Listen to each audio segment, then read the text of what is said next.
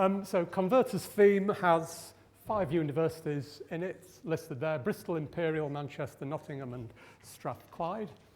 And what I was going to do was, first of all, just introduce the research team, people who've done the work, tell you a little bit about the vision, objectives, how we're organised, and then run through the various activities and give you a little bit of an update on what's been done so far.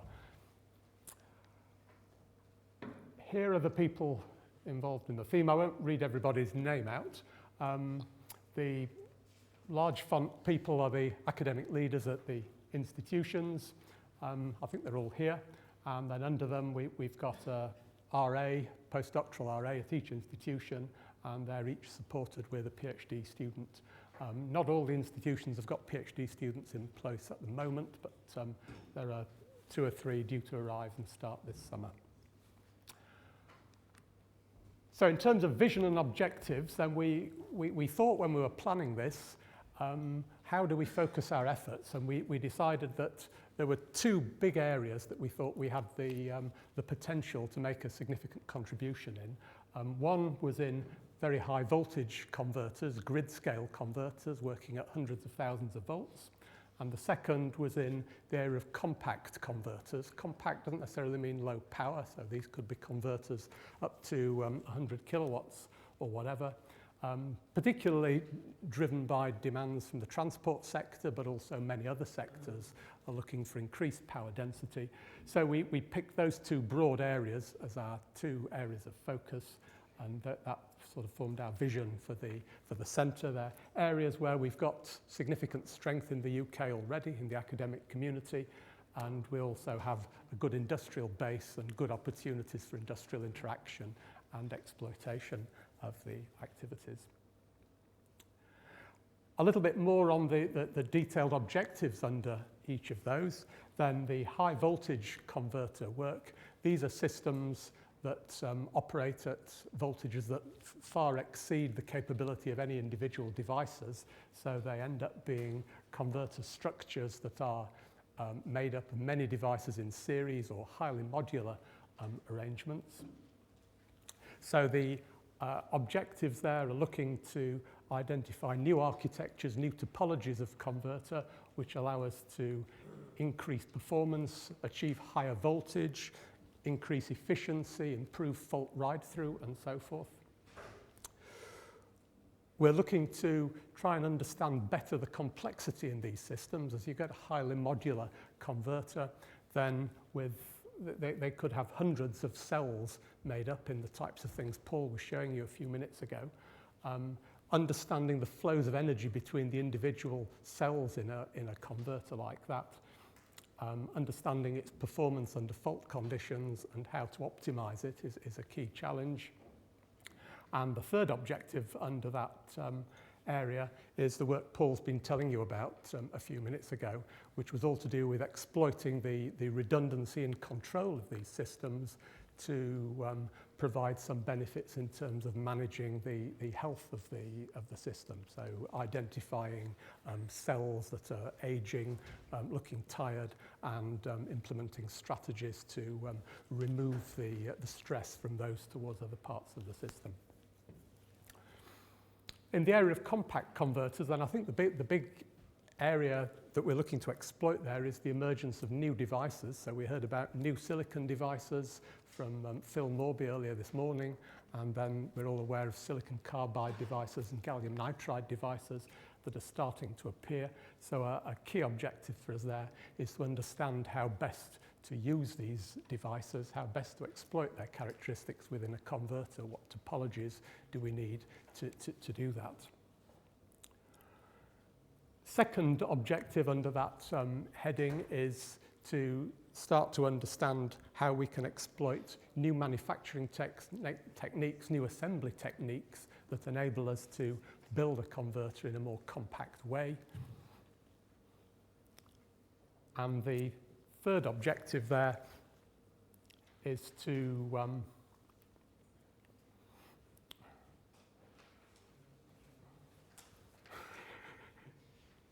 I should have had these listed on there.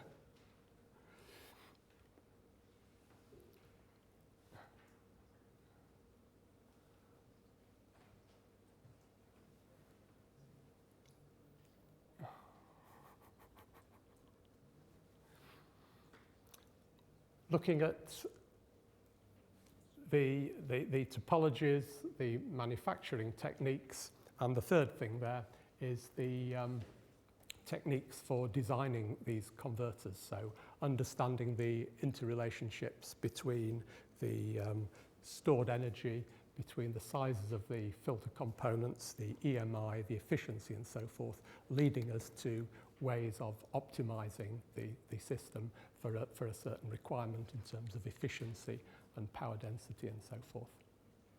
So those are the objectives under those headings, and those are underpinned by activities in the three cross-theme topics that you've heard about earlier. So we've organised ourselves into these 4 work packages. We've got a single work package which brings together all the topologies work, and then under that we've got work packages in the 3 cross-theme topic areas: structural and functional integration, design tools, and the operational management and control. So we organised ourselves like that to give us the best chance of exploiting synergies across the centre in these areas.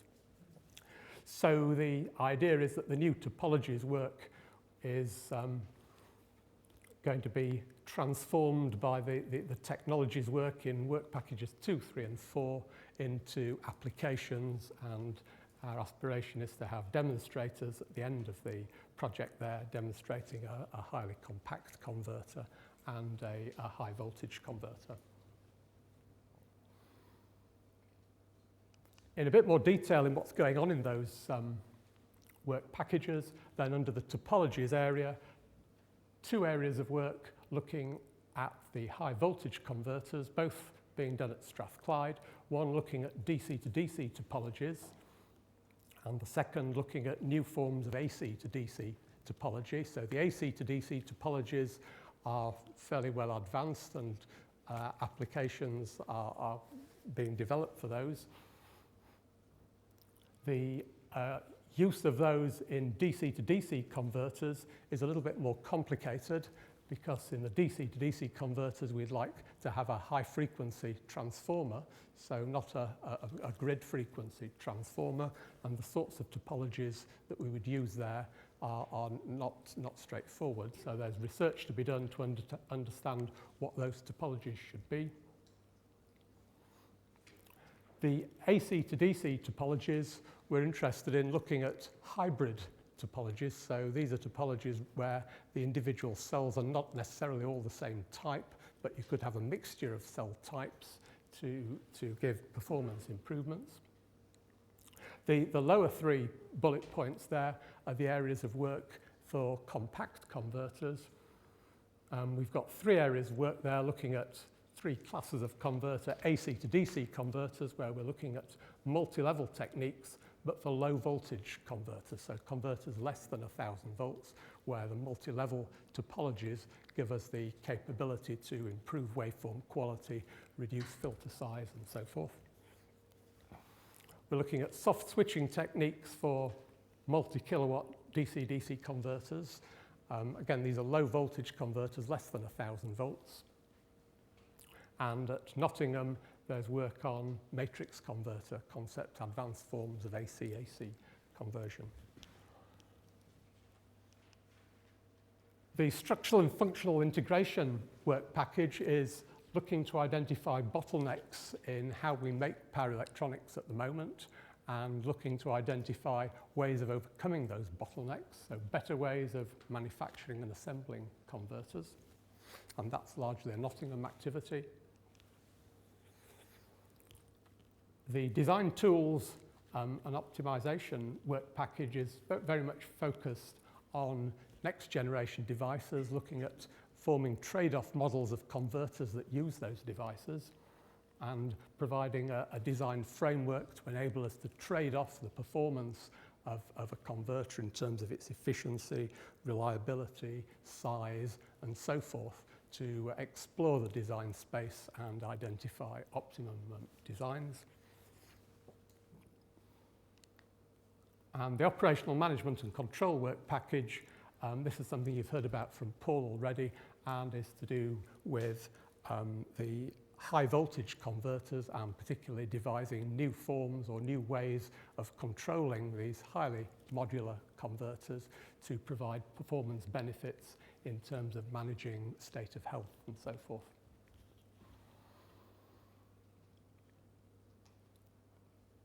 So running through what's been done so far and what we're doing in these areas. First of all, the high voltage converter work at Strathclyde. So this work so far is focused on DC to DC converters, and as a substantial survey of topologies has been done, a simulation study of alternative topologies has been written up, and work is ongoing, starting to look at some prototype testing of alternatives. Two main classes of topology have been looked at. First of all, single converters, which can operate at very, very high voltage using the MMC type converter. And then secondly, converters which are made up of many much lower voltage converters. So this is the MMC type concept, where you can recognize here one of the MMC type structures, where we have these individual switching modules and then many of them together there forming part of a leg, along with the bit of current limiting inductance. 3 legs for a 3-phase system, and then you can see they're driving a transformer here. Not necessarily a high frequency transformer, but it's not a grid frequency transformer, so might well be several hundred hertz. 250 hertz, I think, was used in some of the simulation work.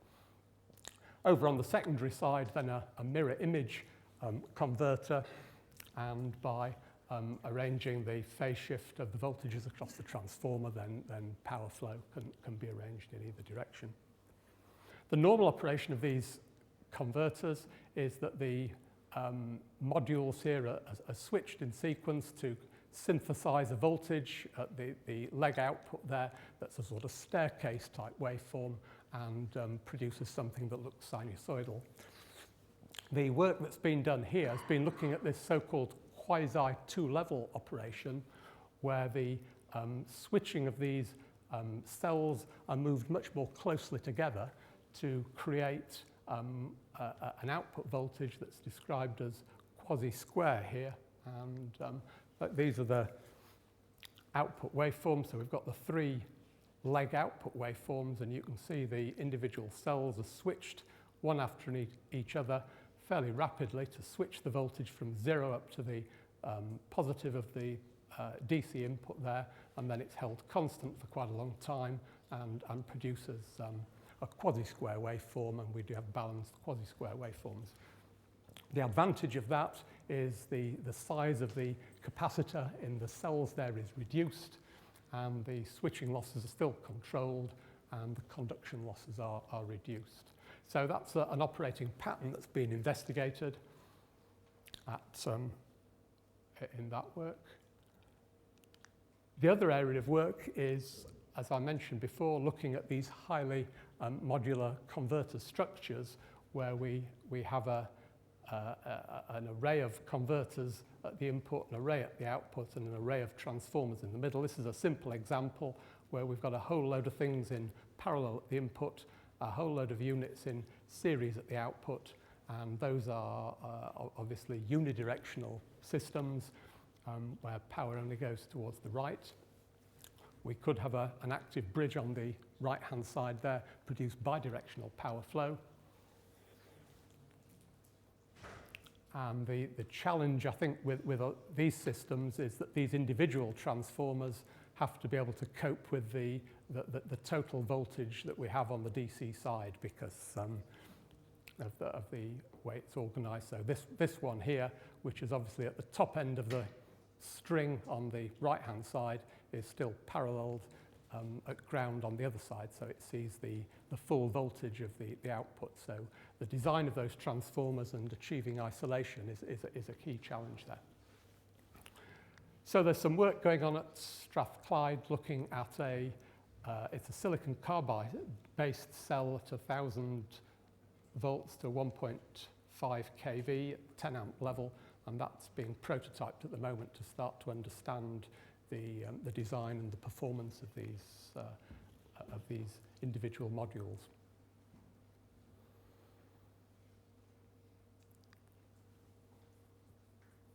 Moving on to the work on compact converters, then this is some of the work going on at Bristol, where I mentioned before they're looking at multi-level techniques, not particularly for high voltage, so the voltages are assumed to be less than 1,000 volts, but the use of multi-level enables improved waveform quality, reductions in the filtering requirements, reduced switching losses, and the reduced losses then enable smaller heat sinks and so forth.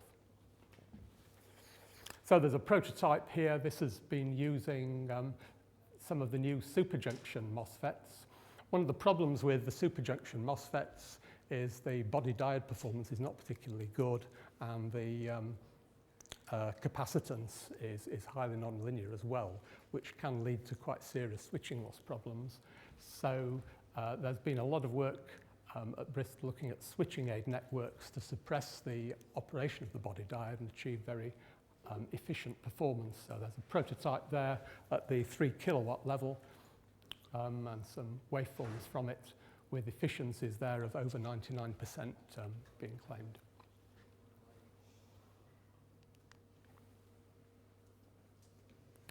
This is some more of the work at Bristol looking at a comparison of different multi-level techniques for something around the 5 kilowatt 380 volt AC type output, and you can see the efficiency here worked out just in terms of the semiconductor losses, plotted against switching frequency for a number of different types of circuits. You can see the 2-level circuit here gives the lowest efficiency at a given switching frequency, and we're getting higher efficiencies, lower losses for the multi-level topologies. The best efficiency is achieved by a so-called pi-type converter, a 4-level converter, which is this circuit here, which is being developed at Bristol, and there are 6 devices there in each leg. And there's some work going on here looking at the validation of that circuit. So there's a prototype being built, and you can see the 4-level leg voltage, and it gives us a 7-level line-to-line voltage at the output there.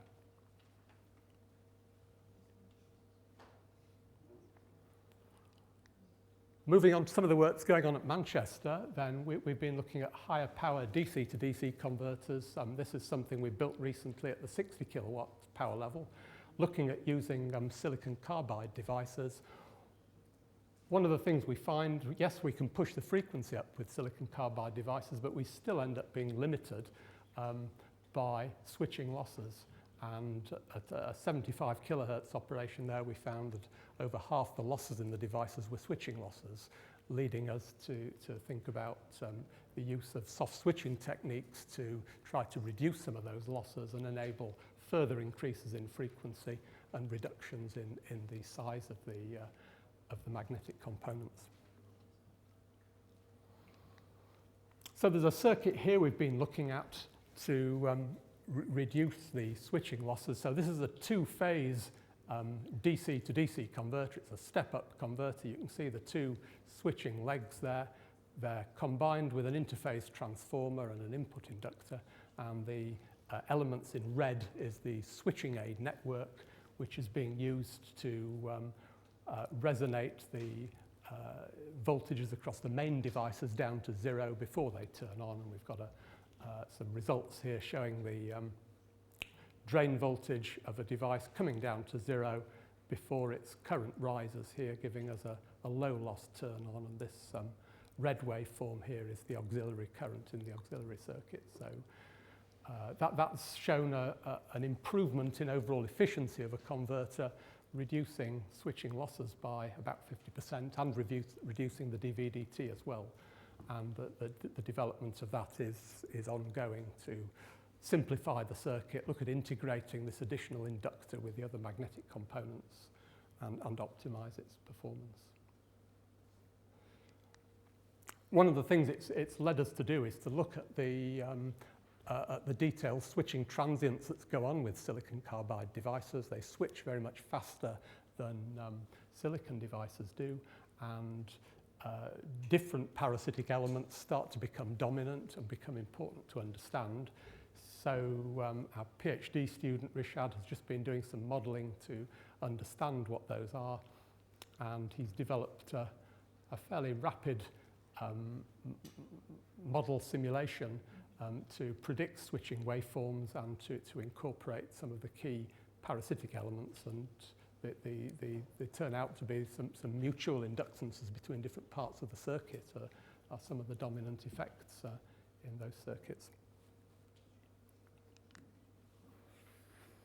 So moving on to the structural and functional integration work package, this is work being done at Nottingham, and there's been a major activity to do a survey of manufacturing techniques and processes. So a number of companies have been visited to have a look at the way they're organised and their processes for manufacturing power electronics. And they've covered applications ranging from just a few watts, so little power supplies, up to huge drives. And the objective has been to try and look at bottlenecks and identify issues which limit the performance, the cost, the ability to miniaturize these things, and so forth. And across all the companies that have been visited, the same sort of conclusions and similarities have emerged. I think this slide's just summarizing what's been found in terms of the process as an organisation and how they're similar. The diagram here is just organised to show in green the highly automated parts of the assembly, and the yellow is just showing the labour-intensive parts of the process. The forming and inserting an assembly of through-hole components is a serious issue which limits what goes on in many companies, and then the final assembly, very often of odd-shaped components, quite large components, limits what happens there as well. The supply chain tends to be quite similar for everybody. A lot of components are generic components, and they're just bought in and assembled. And a significant number of other components are custom designed, so a company would custom design them, like wound components or whatever, have them outsourced, bring them in, and then assemble them.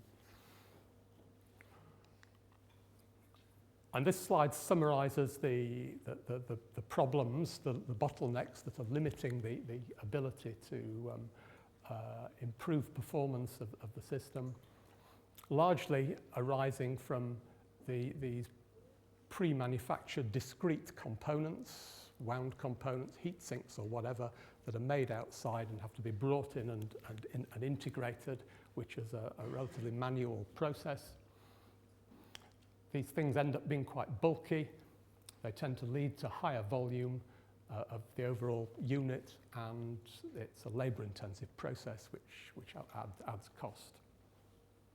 And the other thing that was identified is the generic components have very small profit margin associated with them, which then limits the capacity for those industries to invest in R&D and innovate and so forth.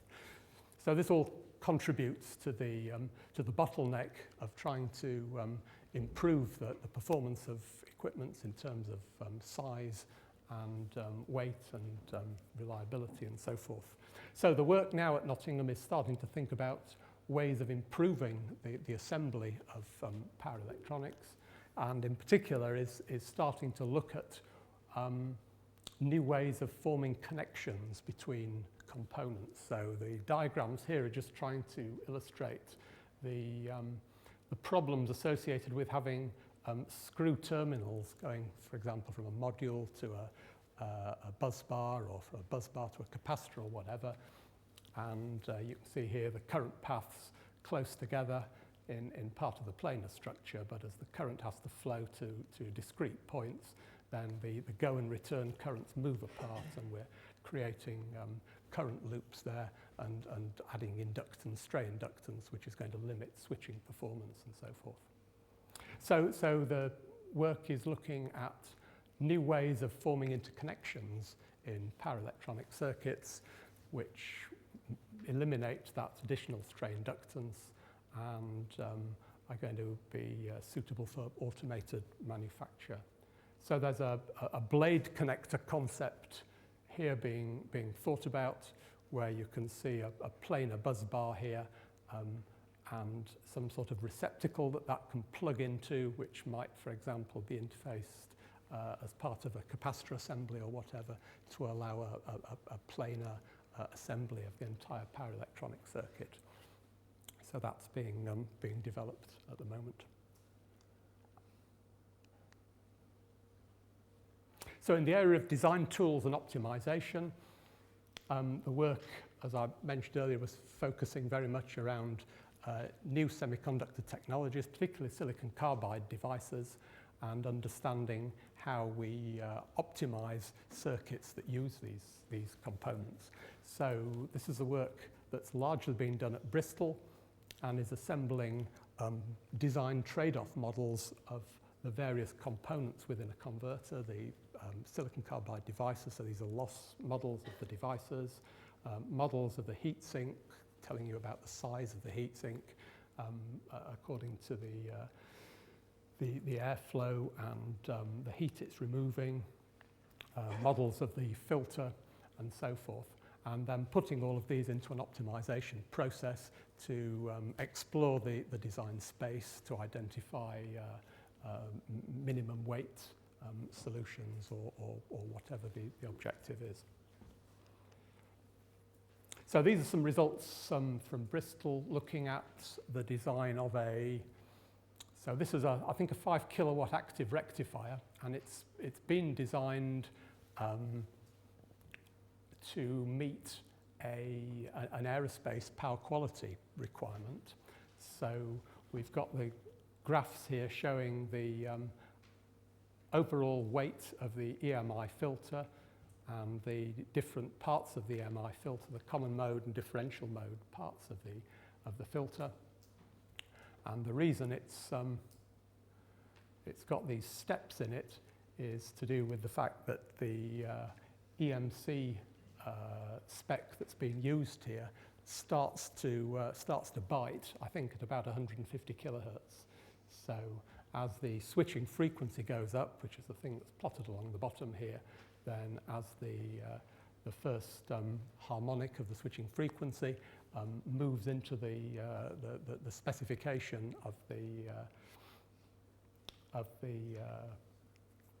EMC limit, then that causes a jump in the plot. So the plot over here shows the overall volume of the converter, showing at very high frequencies the volume obviously gets bigger due to the increased losses and the need for a bigger heatsink and so forth. And those are some results just showing the sorts of power densities in terms of kilowatts per litre and kilowatts per kilogram that could be achieved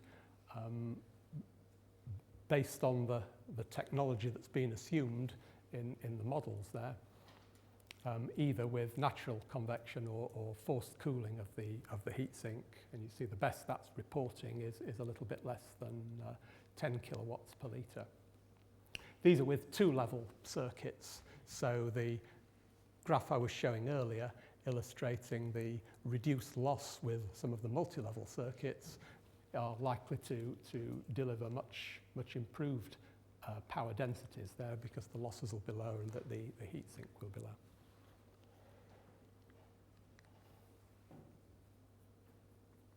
This is some work going on at Manchester looking at the optimization of DC to DC converters.